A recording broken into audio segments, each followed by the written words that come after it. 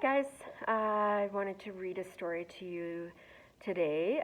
This is a Splat the Cat story, and I chose it because over the weekend I took some seeds and I planted them, and basically starting them inside, and then when they grow bigger and the weather is nicer, I'm going to take them outside and plant them in my yard or in my garden.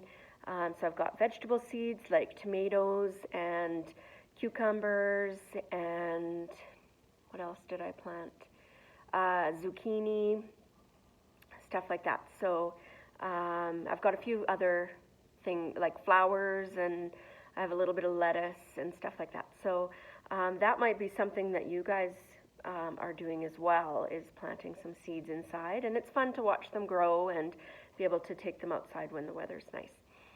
So this book I chose today because this is what it looks like at my house, with a few little sprouts, and some of the ones that I planted earlier, not on the weekend because those ones haven't come up yet. So, Splat the Cat, Oopsie-Daisy.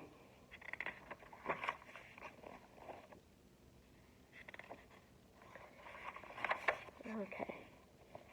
So, Splat the Cat and the mouse, his little mouse friend Seymour. It was almost springtime. The weather was getting warmer, but the sky was still gray and rainy. Splat thought being stuck inside was a waste of a Saturday afternoon. Look at his eyes. He definitely looks bored, hey?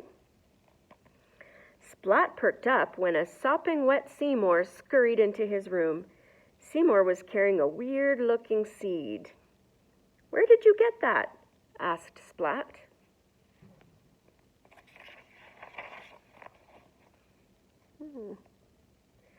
Seymour held up the seed and stared at it. Then he shrugged again. "I wonder what kind of seed it is," said Splat. "It could be anything."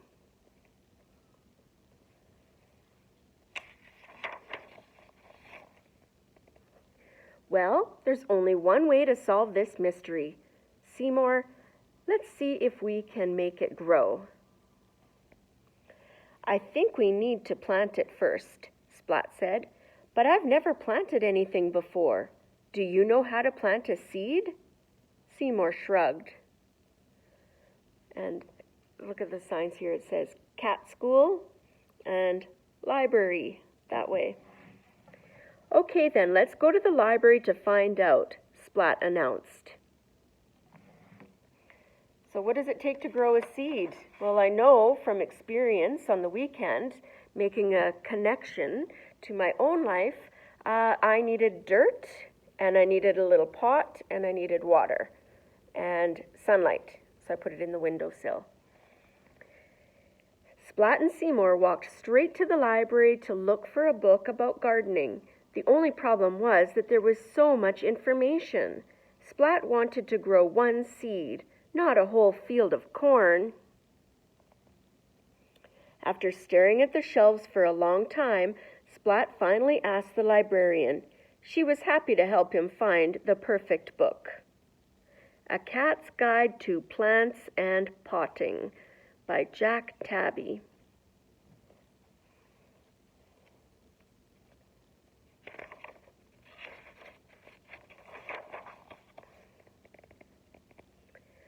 The book said the first step was getting a pot and filling it with soil. Not all the soil landed in the pot. How much soil landed in the pot? Barely any. It all landed on Seymour. Next, Splat planted the seed in the dirt. He set the flower pot on a sunny windowsill. Then he watered the soil. Not all of the water went into the pot. Can you guys see Seymour with his umbrella?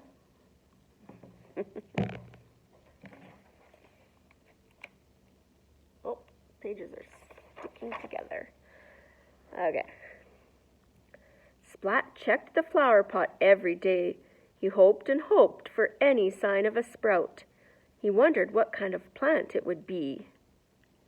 So what's your prediction? What kind of a plant do you think this is?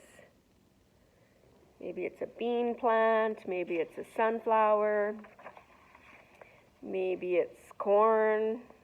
I don't know. Maybe the seed would grow into a wild garden of roses. Oh, I never thought of that one.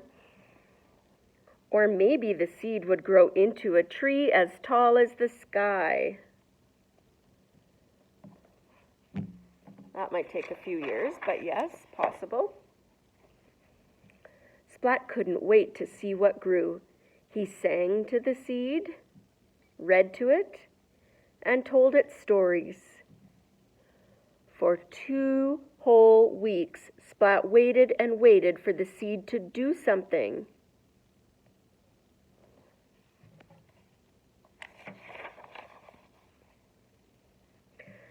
Splat was ready to give up. Maybe the seed would never sprout. Feeling terribly disappointed, he watered the soil one last time, just in case. Okay, now I gotta show you guys really closely here. Can you guys see that little green bit? Something is coming up. The dirt in the pot shifted a little when Splat added water. A tiny green sprout sprang up. Splat cheered loudly, but quickly shut his mouth. He didn't want to scare the little plant back into the soil.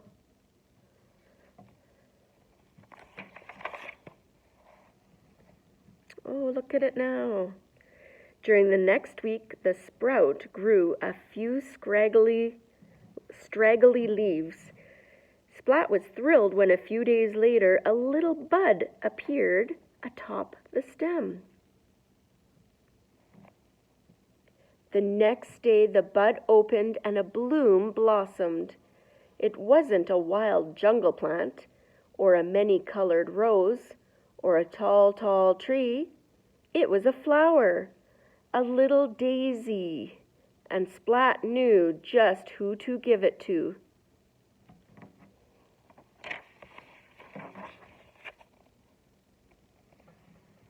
I love it, said Mum. It's the most special flower ever. Splat smiled as he hugged his mother. I grew it myself, Splat said, with a little help from Seymour. Aw. Gotta give credit to the little mouse who helped him too, right? What a nice ending to the story. So, I also like the title of the book, Oopsie-Daisy, because it turned out to be a daisy. The other thing I like is that this weekend, is it this weekend? It is this weekend. This Sunday is Mother's Day. So this is a little reminder that you guys could make something for your moms, and maybe you make a plant. Maybe you can make a card, a homemade card, or some sort of homemade present, something that your mom might like. Breakfast in bed, that would be really nice too. So that's coming up, and it's a day to make your moms feel special for everything that they do for you. So I've also wanted to read the back of this book too. Maybe I should have read this first.